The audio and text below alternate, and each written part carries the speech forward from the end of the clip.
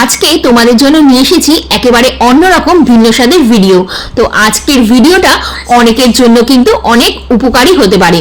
তো চলো দেরি না করে ব্লগটাকে শুরু করা যাক। তো আমি সঙ্গীতা, জার্নি গাইডের একটা নতুন ব্লগেতে তোমাদের সকলকে স্বাগত।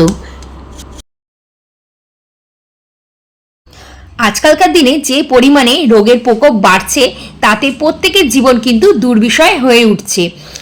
তাই আজকে আমরা এমন একটি জায়গায় এসেছি যেখানে প্রকৃতির কোলে লুকিয়ে আছে বিভিন্ন রকম রোগ মুক্তির উপায়।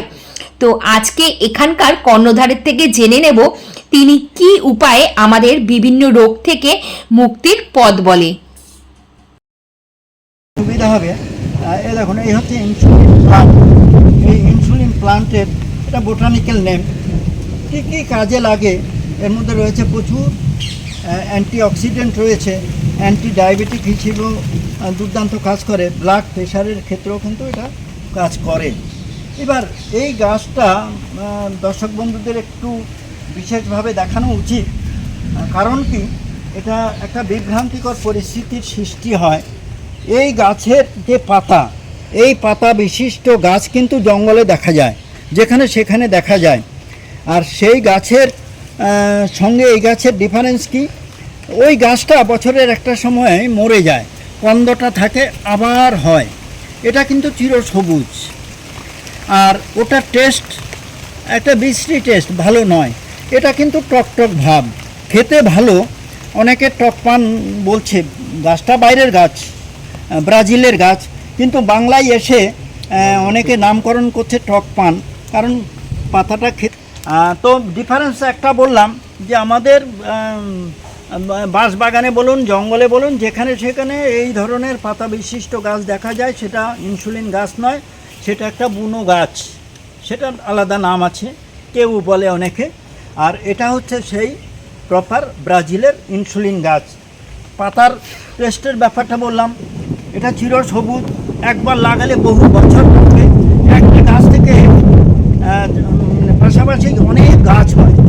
আরেকটা বৈশিষ্ট্য হচ্ছে এই গাছের উপরেও গাছ হয়। দর্শক বন্ধুদের বুঝতে সুবিধা হবে। দেখুন, এটা ইনসুলিন গাছের একটা ডাল বেরিয়ে এসছে। আবার এই ডাল থেকে দেখুন সাইডে একটা গাছ হয়েছে, এটা একটা পূর্ণ গাছ হয়ে গেছে। দেখুন এই গাছের মধ্যে, আমি গাছ থেকেই, গাছের ডাল থেকেই তুলছি, এই গাছের মধ্যেই দেখুন শিকড় হয়ে গেছে। এটা মা গাছ বলা যেতে পারে। এটা যত বড় হচ্ছে, এ তত বেশি মাটির দিকে ঝুঁকে পড়ছে। এ একটা সময় কি করবে, এভাবে মাটিতে ফেলে দেবে।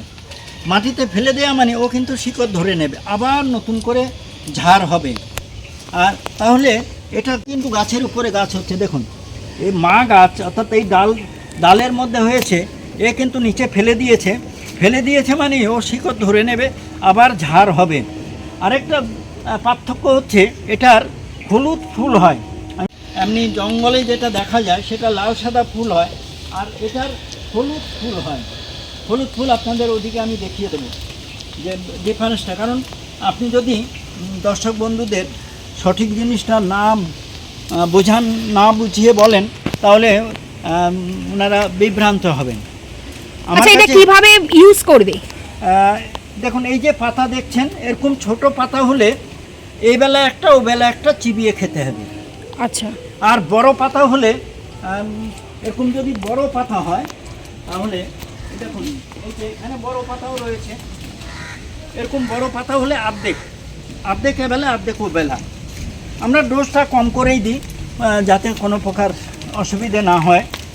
তো এটা কি খালি পেটে খেতে হবে, না এমনি খাওয়া দাওয়ার পরেও খাওয়া যাবে? যে কোনো খালি পেটে হতে হবে, একদম ভরা পেটে এরকম নয়, ব্রেকফাস্টের পরেও খেতে পারে। আচ্ছা। এটা যেরকম সুগারের ক্ষেত্রে কাজ করে, এখানে আপনি দেখলেন এটা কিন্তু অ্যান্টি ডায়াবেটিক, আবার এন্ডোক্রাইন গ্ল্যান্ড সংক্রান্ত কিছু প্রবলেমের ক্ষেত্রেও কিন্তু এটা কাজ করে। এর মধ্যে প্রচুর অ্যান্টিঅক্সিডেন্ট রয়েছে। তো আমি এই গাছটার উপরে বেশি জোর দিয়েছি, এবং যার সারা দুনিয়া জানে এটা সাইলেন্ট কিলার। এটা ভয়াবহ পরিস্থিতির দিকে এগোচ্ছে। এটা থেকে মানুষ যাতে বাঁচতে পারে, যার জন্য বেশি করে আমি ধারওয়াড় ইউনিভার্সিটি থেকে, কর্ণাটকের ধারওয়াড় ইউনিভার্সিটির ওখান থেকে বেশি করে গাছ নিয়ে এসেছি, এবং সাধারণ মানুষকে যাতে সুলভে দিতে পারি, যার জন্য সেই ব্যবস্থা করেছি। আমার কাছে হাজার হাজার চারা রয়েছে, হাজার। আপনাদের ইনসুলিন গাছের ফুলের কথা বলছিলাম, এই হচ্ছে সেই ফুল। এই দেখুন, মানে বাঘের গায়ে যে ডোরা কাটা দাগ থাকে সেই ধরনের একটা ভাব রয়েছে। এই দেখুন, এগুলো থোকা থোকা, এটা কমে গেছে, এগুলো ফুটবে। এই ফুলগুলো কি কাজে লাগে? না, ফুলগুলো কাজে লাগে না, এটা ফলের মতো। আচ্ছা। আমি সেই জিনিসটাও, এই যে ধরুন এখানেও এটা ফুল হয়েছিল, থোকা থোকা ফুল হয়েছিল। আমরা যাতে এই ইনসুলিন গাছ খুব ভালোভাবে চিহ্নিত করতে পারি, তাই কিন্তু উনি এত বিশদভাবে আমাদেরকে জানালেন। তো ওনার মতে আমাদের প্রত্যেকের বাড়িতে এই গাছ থাকা অবশ্যই জরুরি, তবেই কিন্তু প্রাকৃতিকভাবে আমরা এই রোগের বিরুদ্ধে লড়াই করতে পারবো।